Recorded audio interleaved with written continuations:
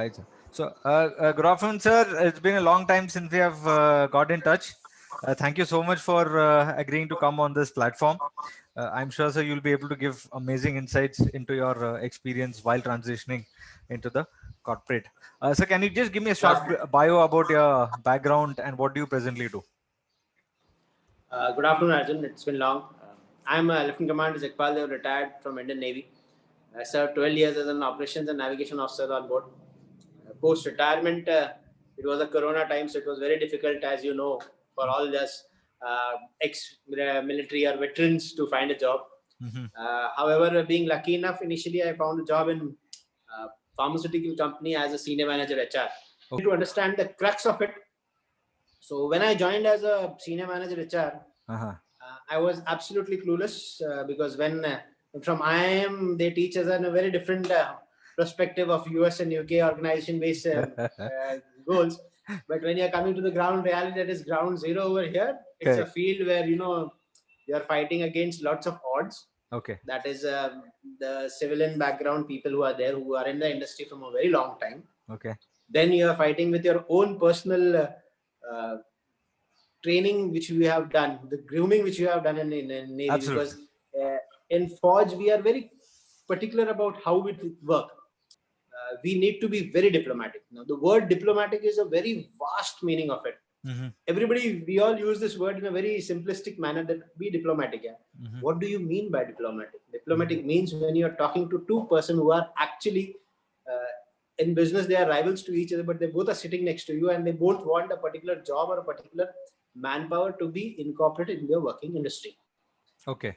Now, being an HR, our most concerned point over here is how we talk to the different people from the different sects of society. As a HR, we deal with a well-educated, technically well-groomed person when we are hiring a manager. But when we are hiring a associate or just a diploma holder, or should I say a polytechnically intern, his knowledge is different. His ability to understand language is different. We being from a Forge, we can understand Hindi, English well. We can understand various other languages because of our domain of work. Okay. But right now I am in a company which is located in Gujarat, but have lots of people coming from Maharashtra, MP, Orissa. So for them to make them understand what I'm asking in an interview itself is a very tasking thing. So we're using the word diplomatic means we need to make sure that the person is getting what I am trying to say. Is he able to understand? Is he able to give me what I want?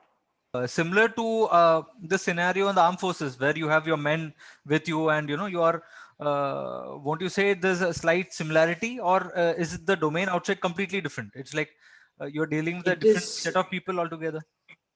I am telling in armed force, it is not at all similar compared to armed force. But however, in armed force, we learn that we can take pressure. We can pressurize people. We can get what we want. So that is the only thing which help us achieve the bargain in this outside world. Outside world, you cannot force the rules that easily. Because you have unions to play, you have other leaders to play, you have a political pressure, you have a caste-based pressure over here, you have a religious sect of people coming in the role. Whereas in Forge or in a Navy or in a defense atmosphere, it's clear by order. The roles are defined, the tasks are defined, the person has already been taken, the hierarchy is defined. So it's very comfortable for us. Whereas outside, you have to deal with all these other elements. So as in Navy, we say that how is the weather element at sea? And we say that it is always volatile. So HR, it is completely volatile. You can't define it. But sir, tell me, so you when you say diplomatic, it is mean you mean to say that you have to be very careful in what you say. You have to be careful what you say, when you say, where you say, who are the people around you, and what are the electronic gadgets around you. Okay. I hope you understand that. Yeah. Being in HR, lots of people monitor you. They may record your voice. So you have to be very situation-oriented person who will keep all these parameters in mind. What you say can be taken as an authority against the organization also. Exactly. Because you are an HR. You are a human resource manager. Okay. You have the biggest power in an organization, but at the same time, you are at the mercy of lots of things which you need to cater for. Okay. So you can say there is a similarity with being an officer in the armed forces. It's the same. What an officer says is also taken as an authority. Similarly, Yes. HR personnel in this domain, if there is some sort of similarity, then it is a fact that what you say is taken as an authority. So you have to be very careful. And as a defense personnel, we either opt for security, that is a security as a domain, okay, or we try and slowly get somehow around admin, and then we again come back to security and keep jumping between admin and security. Whereas in HR, outside this human resource, we have to understand the working IT sector of HR. HR has a very different perspective. Like I would tell you, we as an thing that we have to look after payroll management. We have to look after contract workers management. We have to look after compliances in which we are legally bound with IR issues. We have to look after what all compliances have taken on.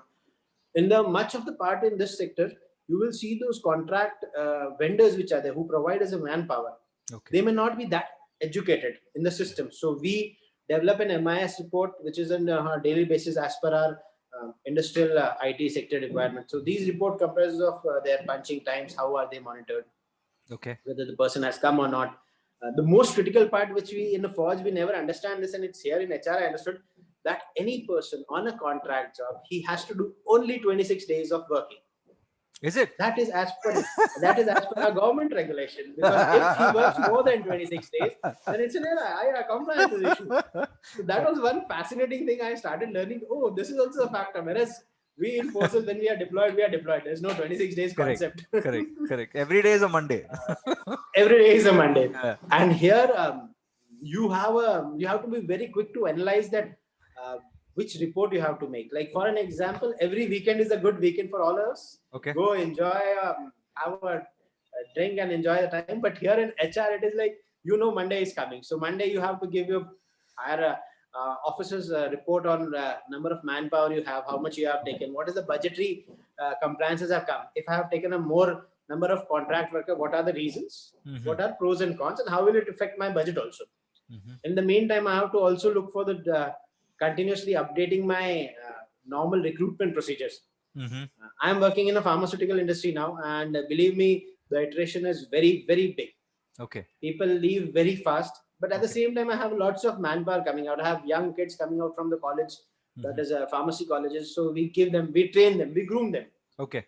And the most important factor in being this particular part is that the reports are completely based upon the department wise. Okay. Unlike in Forge, we had reports which were going through various departments of operations as well as admin and everything. Okay. Here, HR is looking after HR. So my reporting structure is, I'm reporting directly to my vice president. Okay. So he, under his, there's a team which sits in corporate. Again, it's like a staff branch we have in services. Okay. The one who sits in headquarters. So corporate branch is there. So they have to, so maximum my reporting is about manpower. What is my daily requirement of contract workers? What are my daily recruitment requirements in various departments? And the best part, what we learn in Forge is we keep interacting with. I think you should be careful of that. I know something. Just flew across. And you have, it's a very good time when you talk to everybody and everybody know that you are an HR and you are the one who will be providing them the adequate manpower. So it's good, fun, and a very great job. So probably that is the reason why HR personnel have that sort of a respect amongst the employees in the organization. That is probably because they are the ones who handle the entire processes, the legal aspect, the budgeting aspect, and as far as human resources are concerned, they are the single authority. I mean, yes, you brought out very correctly, Arjun. Any company in present day scenario is working. It has an amalgamation of human as well as a machine. At present in India, we don't have any manufacturing unit which is completely automated. You require an element called human resource. Correct. And that human resource cannot be any human resource where you pick it from a school, college, or from wherever. You have to identify whether he is well oriented with respect to our requirement. Okay. In a pharmaceutical firm, you have to be very, very careful because If any person comes with a disease inside a production area, it may cause a greater damage to the organization as well as to the human life at far. So that is where our main job comes, is that we need to be very careful when we are taking a permanent staff role employee, or we are taking to any contract worker, or we are taking any exercises. Okay. And in my domain, we are responsible for even administration, because administration comes under me. Okay. So why? Because administration provides supports to HR. Indirectly, it's providing support to the complete structure. My vehicles are available or not, so that I can ferry my staff from their residential area to office, and similarly to a fro. What are my medical facilities I am providing? Because in the present case, Corona where going on, we have to be very careful when we are working in the pharmaceutical field. Okay. If one case detected of Corona, then we have to completely shut down one particular area, sanitize it, get it to the government approval. So these things has to be very categorically seen. Okay. So that is where the tasking of an HR becomes more responsive. Okay. And happy to say that the same portfolio was there in the Forge. Every officer who come out of our defense services has done almost all these things. Okay. Yes, we need to improve our language. We need to bring the sweetness, I would say, when we are coming to the top point of talking. Okay. Because as in brought out in various human forms, that a Fauji officer always speaks like, hey, in a charging and authoritative manner. Here you have to slightly tweak your words. Yeah. Be respectful, and believe me, this sector it is the most flourishing sector at present.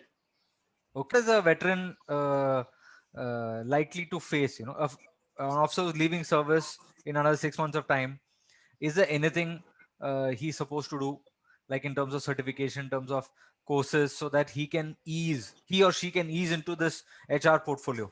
Is there anything which you have come across in your portfolio, you feel that I could have done this and this would have just eased a bit of my my positioning in the company? I would suggest, if I have not, I'm trying to do one course at present, but I have come across similar courses. Rather than doing a course, first we as an officers come out, we are absolutely clueless with respect to actual scenario of department. Okay. I was coming out of a Navy, being an operations officer. I thought operations is my deal. It's a thing which I can quickly work. However, the word operations in outside world defines in a various parameters, like type of industry, what type of industry it is there, what is their output. I cannot go into an automobile sector and say that I'm an operations officer. I can look after the operations. There are various components improved. So you need to understand first what is your academic record, thereafter what you have done in Navy, and then define the sector. So in when they are coming, first thing is HR is not a field where everybody is competent. Okay. Whether I would say HR is a field where everybody can be competent. So they need to understand what are the government policies and compliances, which we as a defense force personnel, when we are coming out, we are clueless. Okay. There are lots of compliances which we have in our dockyard also for our dockyard workers. That is Dock Safety Act is there as per this. There are Safety and Health and Welfare Act which is there. Similarly, there are policies with respect to minimum wages are there.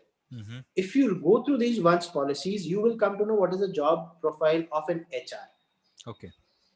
Be it on LinkedIn, lots of people will tell you about that you do courses of HR management where you will be having a payroll or an analytics or management, vendor management is there and all that. These are all the advanced courses. Once you get into an HR profile, you will understand what is the payroll management, how you analyze the payroll. It's not a big rocket science. It's just an Excel sheet where you monitor your employees punching in and out sequence, and you come to know how many days you have fixed. Every company has its different payroll structure. Okay. That structure defines from the time to time. Like some company may start their monthly pay from 1st, some may start from 20th for the ease of transfer of money. Secondly, I would say everybody to go through one HR course on LinkedIn or wherever they find it. It is the MIS system, General HRMS system. That is Human Resource Management System. It is very easily defined. You can do it on LinkedIn also. It gives you a general skeletal outfit of how an HR management system works. What are the various parameters? I have done that course through LinkedIn. It helped me a lot to understand what are the basic requirement of an HR manager. So that will be one very helpful. Moreover, for the veterans, I would say we all think about first package. I would suggest to all the veterans, rather than looking for a package, look for the department, or should I say the direction which you will give to your course. Okay. That is, if you're getting into an HR, you may get a package less, but then what is the value of your that particular branch after 10 years? If you progress well, if you do well, you can go beyond the limit. You can become vice president or president of a particular company where you will grow well. You will be the policy maker. You will make the policies which will be getting the betterment of the staff as well as in the better goal of organization. So that is one my giveaway I would tell to the veterans, that please, packages, yes, money is important, but at the same time we should also look for that if we getting an HR role, it will be much better than getting an investment banker role, because there the possibility of iteration is very high. Okay. Can I say that the role of a logistic officer in the Indian Navy is similar to this to HR? Because they do deal with a good number of contracts. They deal with defense civilians. They deal with, to an extent, pay and budget allocation and all. So does it somewhere resonate with HR in comparison to an executive officer, technical officer, or a specialist officer? I would agree with you at a certain percentage. I would say 70%. Yes, logistic officers work as an HR is much more. He will be very comfortable with dealing. Comfortable. But however, then we say the contract management what we have in Navy is 180 degrees opposite what we have in outside world. Oh, is it? Okay. So that yes.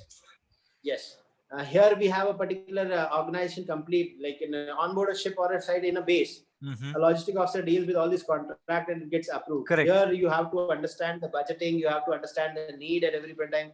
What will be the long-term repercussions? Because a company when makes a contract, you need to understand what will be the long-term repercussions, issues, and how will you generate the profit out of it. So HR has to look at the profit aspect also. The logistic officer is. I was not aware that the HR has to look into the profit aspect. The number also. of employees. Yeah, that you believe me, when I joined, I came to know this about later that HR have to look after the because see, the only department which actually spends money of the industry or the particular organization is an HR, admin, security. We are the one who actually ask our head office to give us the money so that we can, employ more number of buses for our employees to come, or you give them a canteen facility, or open one particular counter for them, or do something. So actually you are taking a bit of profit from the company's kitty and giving it to the organization. So that's where you have to understand that if you are taking more in number of manpower when you don't need it, you are actually expending company's money, and that may not be good for the long run. So yes, that is what I would like to say from my personal experience, that we do have to take care of expenditure. Okay. Because I thought that the HR department will be allocated a certain budget and you are required to spend it by the month end.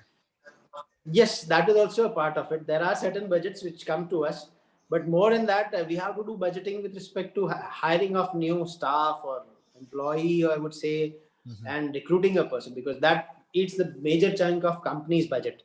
Okay. So when we are hiring this, we have to ask, we give justifications from our side.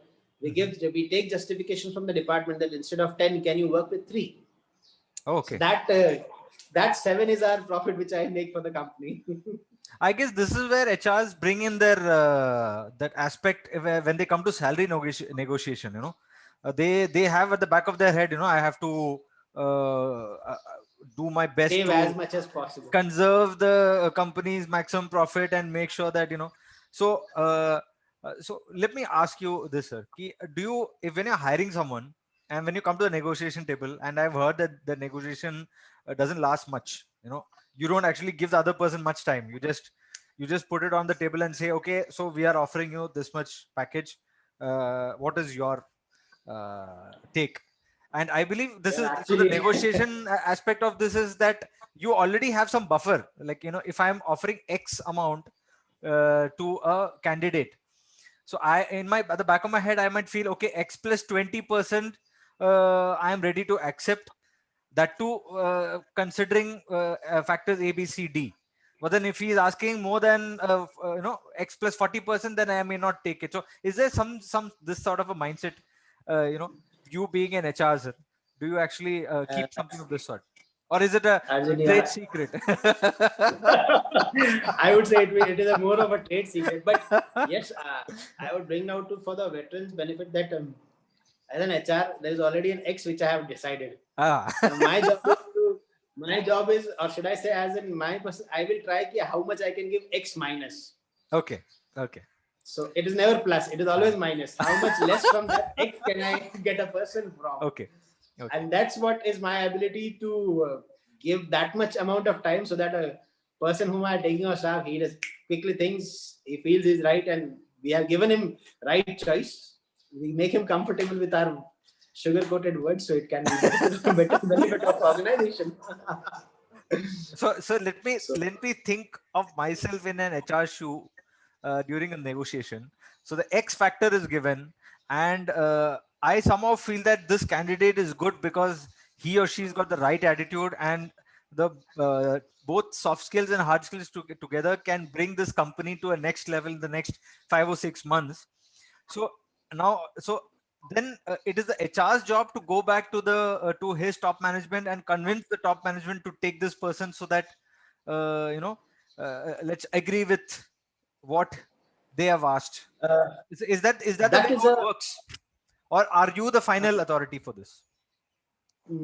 Yes, see, at times when we find a right candidate, which you brought out very correctly, that it's very difficult to identify a person in an interview of an half an hour. Absolutely. But then through his CV or resume, we identify what is the type of nature that person has, how quick he is, how much he has done a switch in what all time, and what were the reasons. In addition to that, if his experience or his understanding on a particular equipment, say, or I would say in particular tasking which is there, is better, then we start from X minus 30. And slowly we come back to okay.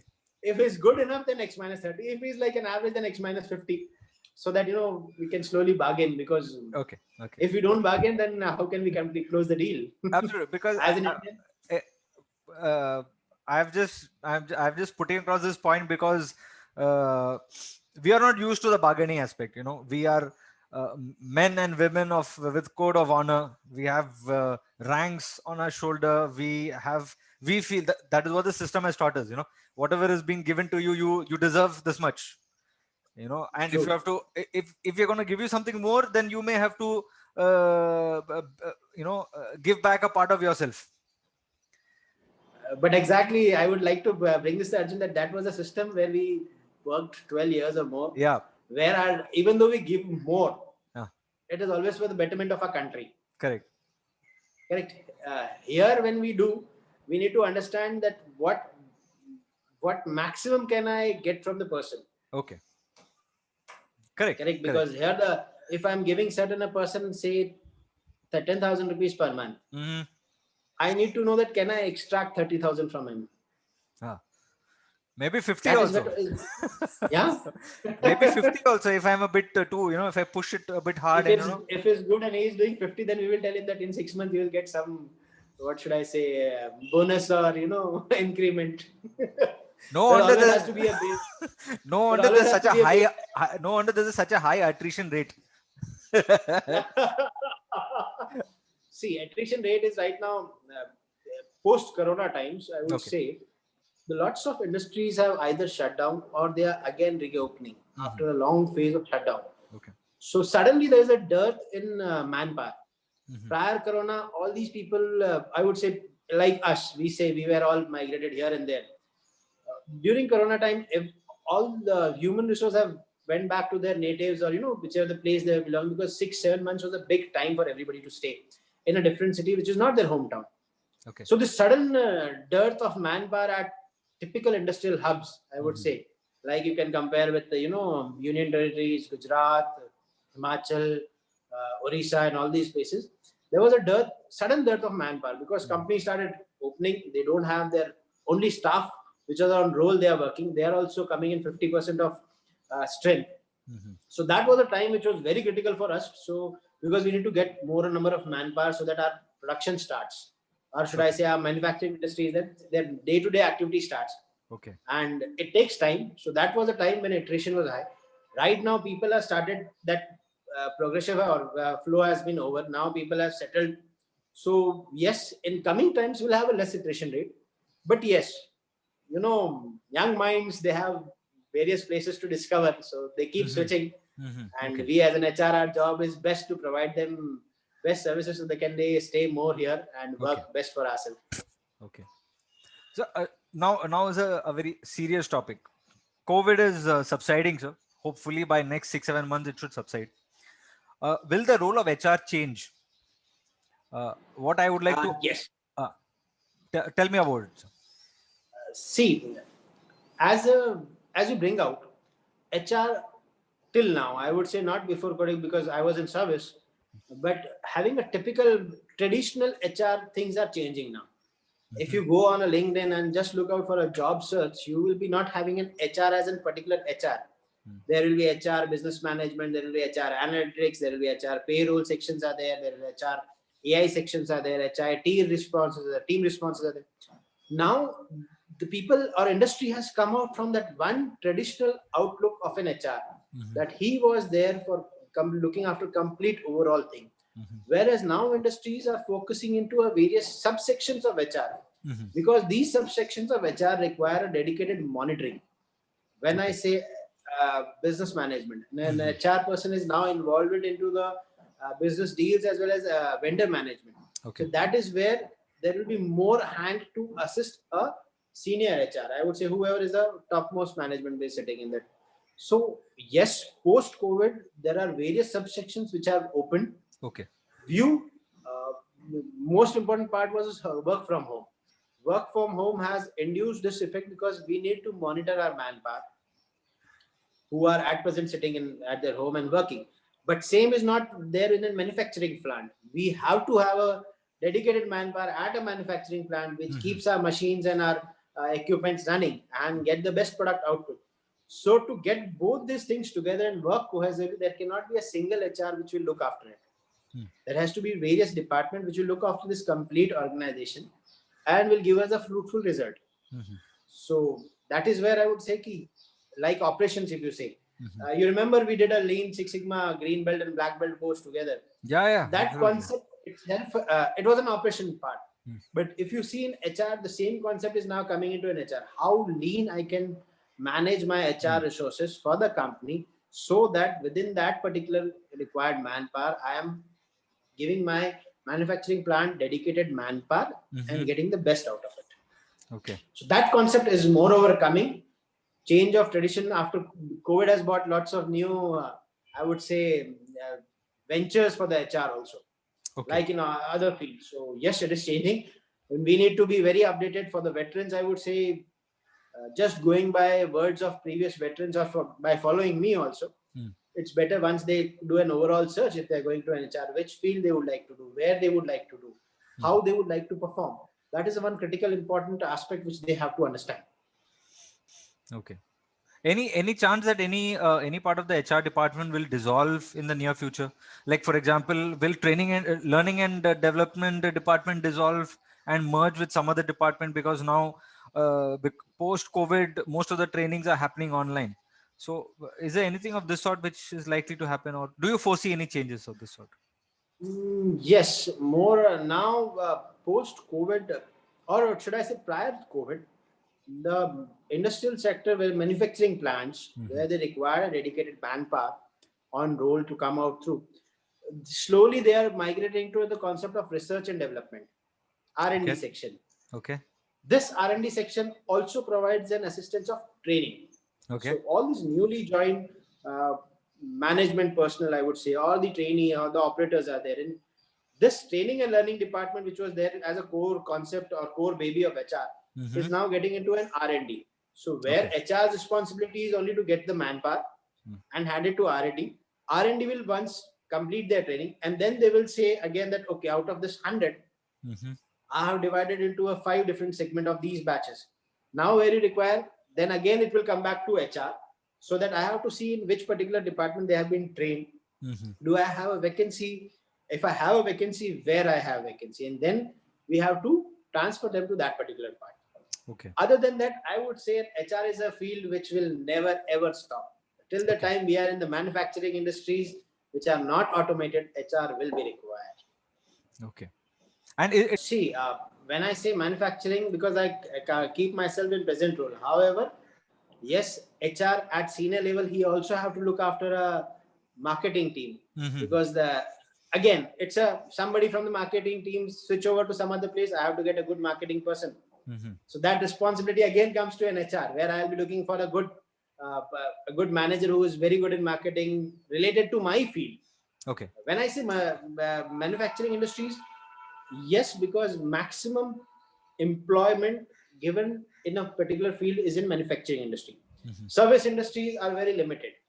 Their requirement is post a good is manufactured.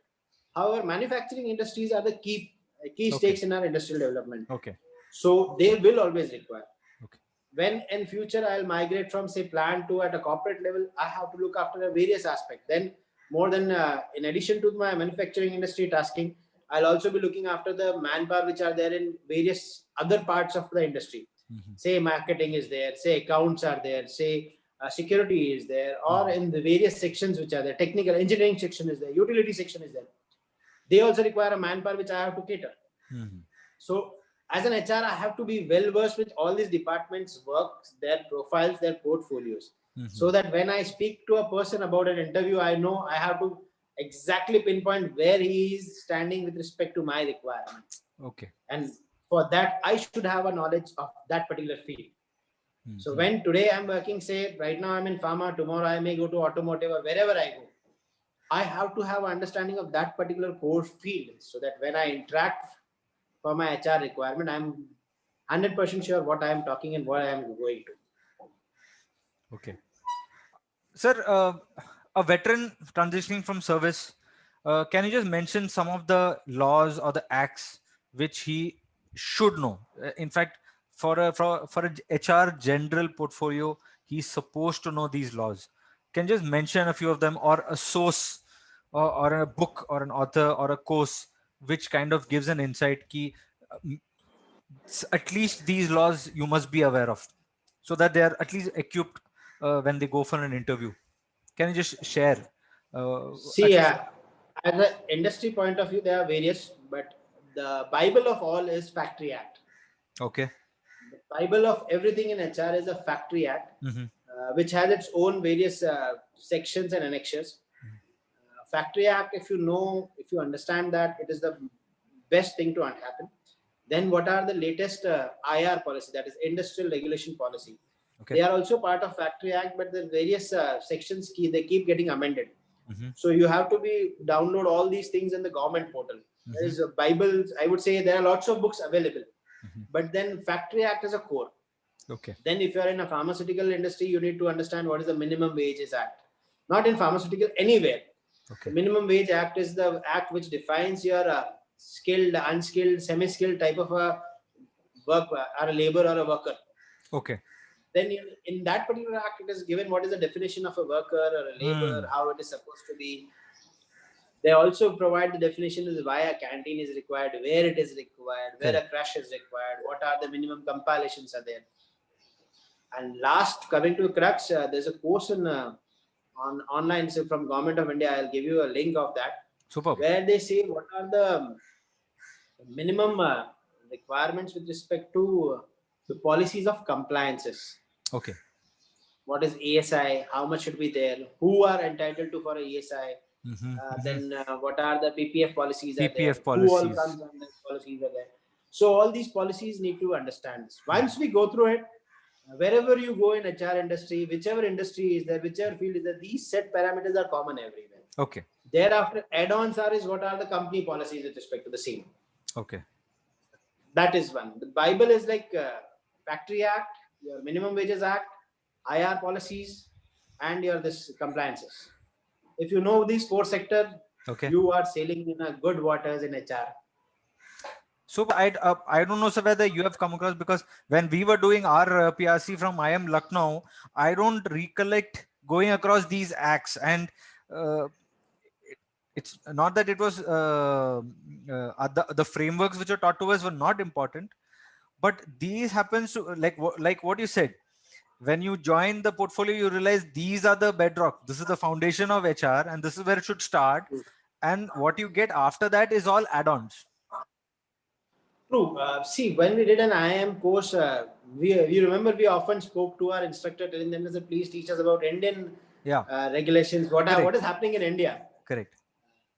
It is not to be blamed that I am not taught. I am taught us a lot, but moreover, these things are not generally available in the institution. What I think, it is my observation. I will not say, I will not pinpoint or quote anything. It is my observation that maybe when you get a more time frame for a particular course, they might have taught us. But since our time was constrained, Corona was an effect, so we were not able. But I believe our legal books, which are there, it is there. It's available there. Okay. It's we need to comprise. We need to understand that the institute needs to prepare us for an Indian environment, not for an outside environment, which was a critical case with respect to us. And as such, how much is an institute going to compress? You know, PRC itself is the entire MBA syllabus compressed, and then you put acts and laws into it. People stop thinking altogether. True. Final words for veterans. What is your final word for veterans who are coming out? I would, to all the veterans, you are coming out. We all have our baggages with respect to our professions, a professional acumen. I would suggest it's time to let go our baggages, understand what we can do as a person, where my capabilities are. Don't have a prejudiced mind that, okay, I am good with HR. I can do operations. I can do admin, or I can do security. Have a mind where you should be like a GC when we entered our academy, that I am ready to learn anything and I can work on anything. Okay. Egos, I would suggest, please don't let go your egos. Understand the concept. Being a lieutenant commander, or being a major, or being a colonel or a captain, it's a very good thing. We have lived our life and we owe to our services a lot. But when you come out, talk to the veterans, express your feelings, that what you are having, your fears. Ask them. It will be better when they talk to somebody rather than just taking their own steps. Second thing, I would say, don't just blindly go behind the veteran's word when somebody is offering you a role. There are people who have been long time outside. They might take you cheap. You might get a less package, but then try to understand what they are trying to do. Okay. The critical period, which I would say is your probation periods, be very cautious in that particular time, because there might be a chances where you may be chucked out. So your probation periods, have to be very critical. You need to learn, you need to perform, and every 10 days you need to analyze your own progress. Okay. That is the time when you will come to know that how good are you doing in this field. I made an early mistake of switching, but then I realized it's not worth it. So you get a less CTC, but you're getting a good domain which has a future. Go for it. Okay.